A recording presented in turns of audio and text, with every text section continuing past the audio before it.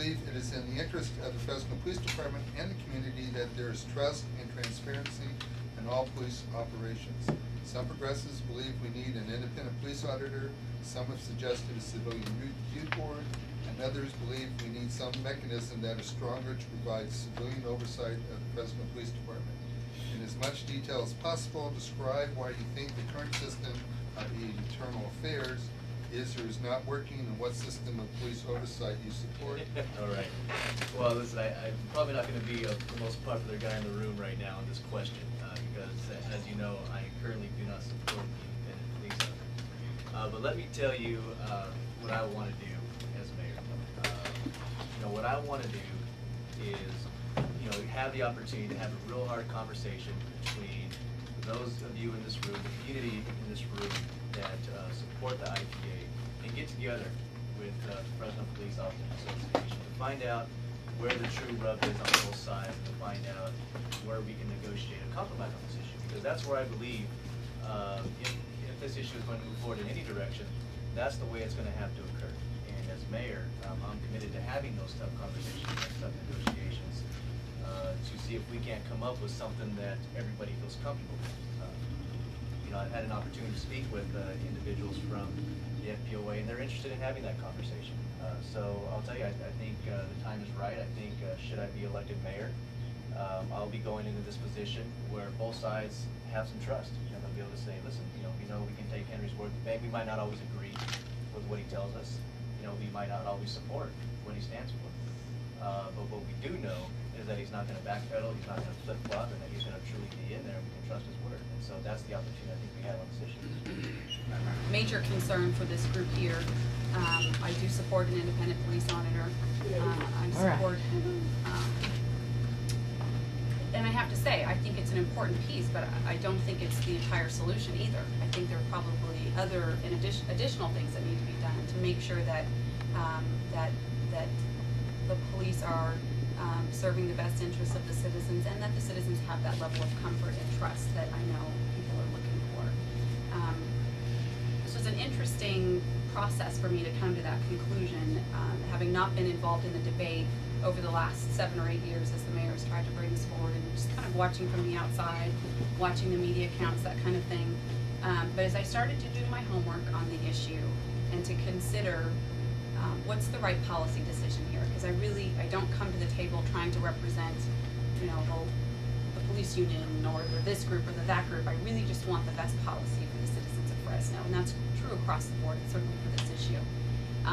To me, the compelling argument was, as a community, we entrust 837 people, I think it is, 47, with badges and guns. And we have, as a society, determined that it is in everyone's best interest, instead of us all guarding ourselves and being vigilantes or whatever, it's best for a group of trained people to enforce the laws for us. And we've given them that authority. That authority comes from us as the citizens. And to me, when you're allowing people to use force to uphold the laws, it just bears extra scrutiny. And that is the argument from my standpoint why I support the independent police auditor.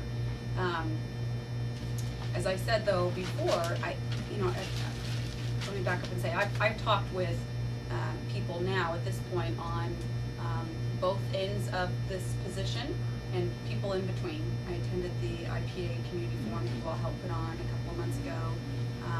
I've talked with some of the leading champions. I've also talked with some of the leading opponents. And when I talk with folks who are real champions for the independent police auditor, and I really drilled them, like, what is it that you want? What are you pushing for? Because I think the independent police auditor is a waypoint, but the ultimate is not just having the auditor. The ultimate, as this one person put it perfectly, we just don't want black people to be shot in the back when they're not carrying guns, frankly. Use his words. And I thought, wow, that's really powerful. I don't think anybody wants that. Okay, well, if we had the independent police auditor today, would that stop? Well, it certainly would help, but I'm guessing there are other things that need to be done too. So I think what I'm just trying to say to you all as a group, as I look forward to becoming the next mayor and working on this issue with you, I'm gonna challenge us all to focus on what are we really trying to accomplish, recognizing that the IPA is a piece of it, but it may not be the whole solution. And we've got to focus on getting this done, not just on kind of yelling louder at the other side. We have to focus on effectiveness and coming up with some solutions. Yeah. My understanding, this happened since our last meeting, the special city council meeting where the mayor was asking to put it on the ballot before the members didn't show, so they didn't have a quorum, that you weren't present, you were monitoring it and were prepared to speak in favor of it being on the ballot, but there's no meeting. Right, and I issued a statement that day to the press expressing my support and urging the council to do the right thing and let the voters decide. I get a lot of questions about which model do you support, and is this model that Mayor Autry was proposing to be on the ballot, is it the right one or not? And my answer was always, you know what, I support the model that we can get passed. And I don't know that the model that the mayor was proposing that would have been on the ballot is the best way to go about it, but I would be happy to throw my support behind it if that's what the council would have supported. So anyway, it looks like we'll be starting over essentially in the next administration on this issue, and I definitely think there's room to get this done, but it's going to take some flexibility and restarting and rehashing some things to be effective. When you say restarting, I mean, it's kind of like an insult for those of us that have been working on it for 10 years. What do you mean by restarting? Well, I certainly don't mean it as an insult, so I appreciate you asking that question.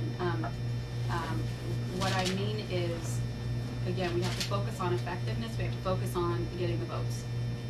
So The for many, votes of the council, unless it is something that's gonna ultimately be taken up by the voters. But I would start with just trying to get it done administratively. So I know it's frustrating when you've been working on something for 10 years. I mean, trust me, there are some subjects that you could come to me with sort of a fresh perspective and say, hey, have you ever thought about, doing something about unemployment? I'd probably look at you like, ay, yes, come on, get on with it. So I don't mean that we have to undo a lot of the things. All I'm saying is, in some ways, we may need to do just a clean reset and just look at the pieces. What do we have right now? What are the positions? What's the research that's been done? How are we going to move forward? And certainly we'll be looking to you guys who have been involved to help chart that path.